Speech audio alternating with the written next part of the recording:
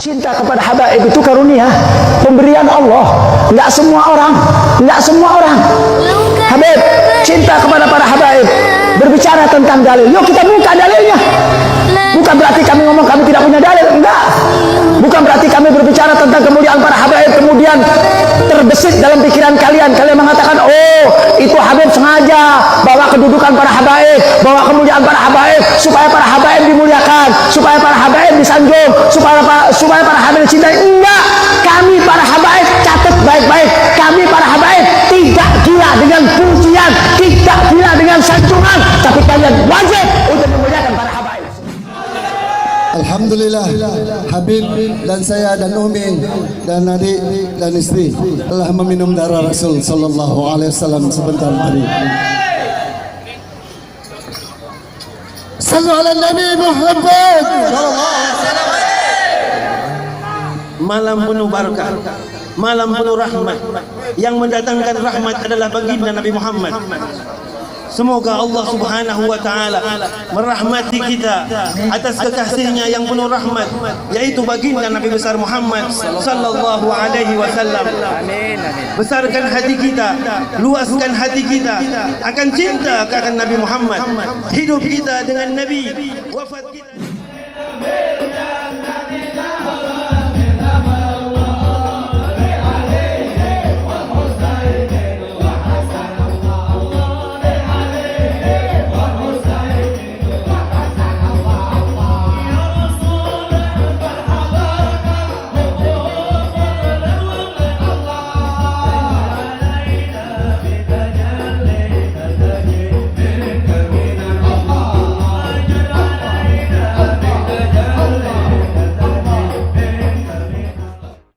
menjadi habib itu jauh lebih mulia daripada menjadi ulama. Dan cinta kepada sesuatu yang lebih mulia itu lebih diutamakan.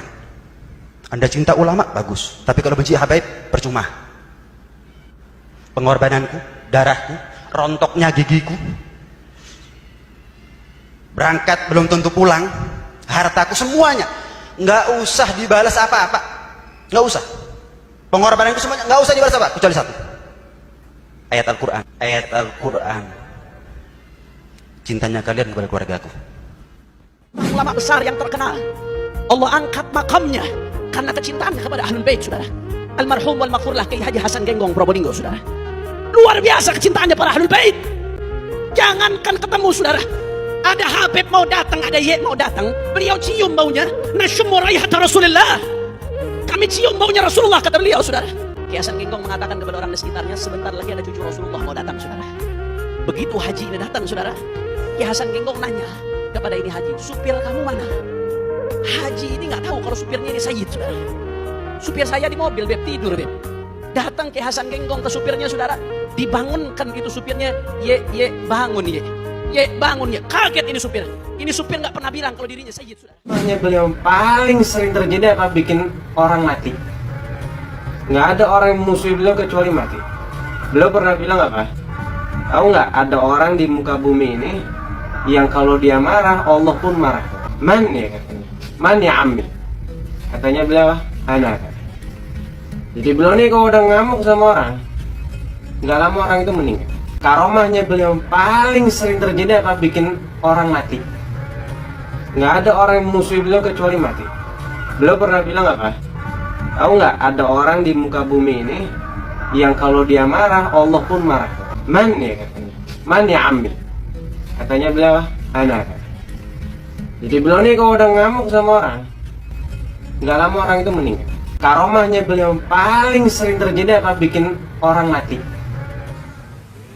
Malaikat Jibril pun bahkan bersaksi, tidak ada kelompok manusia yang lebih baik, yang lebih mulia, yang lebih utama melainkan kelompoknya Nabi Muhammad SAW, melainkan keluarganya Nabi Muhammad SAW. Maka siapa kita? Tugas kita apa? Memuliakan, mencintai, menyayangi, bahkan menunjuk martabat anak keturunan Nabi Muhammad SAW ke martabat yang paling tinggi. Apa perbandingannya?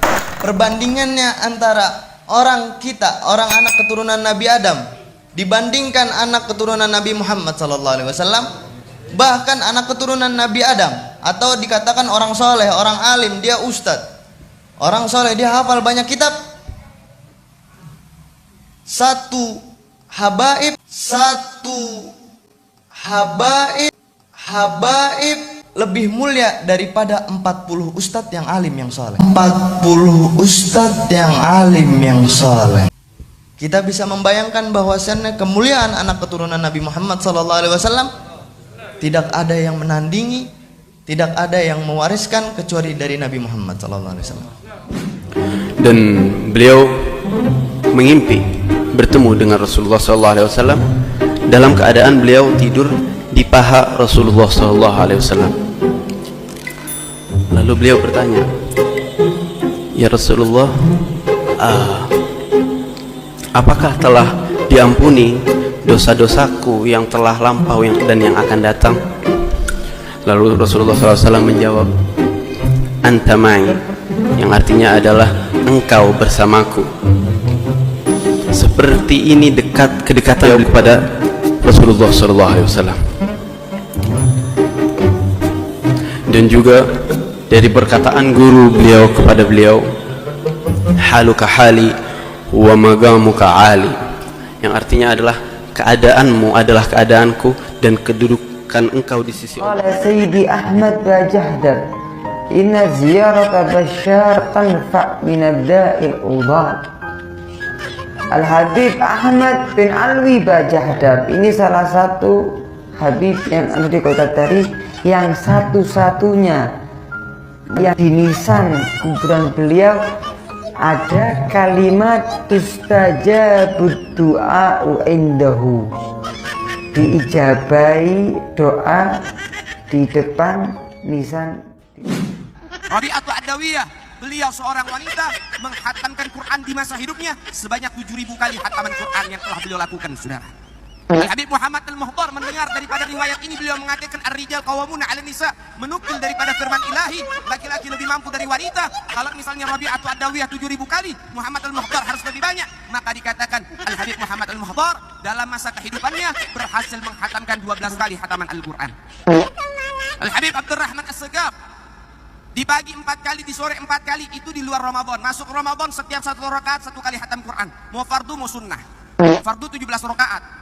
Sunnahnya berapa rakaat? Belum daripada qabliyah, ba'diyahnya, tahajudnya, tarawehnya. Kalau dihitung-hitung puluhan kali dia hatamkan. Jika ada anak turun Nabi Muhammad mendolimi aku tidak pernah mendoakan jelek kepada dia. Lebih-lebih aku laporkan kepada aparat setempat. Lebih-lebih aku laporkan kepada aparat setempat. Tidak pernah hal tersebut aku lakukan kepada anak turun Nabi Muhammad SAW.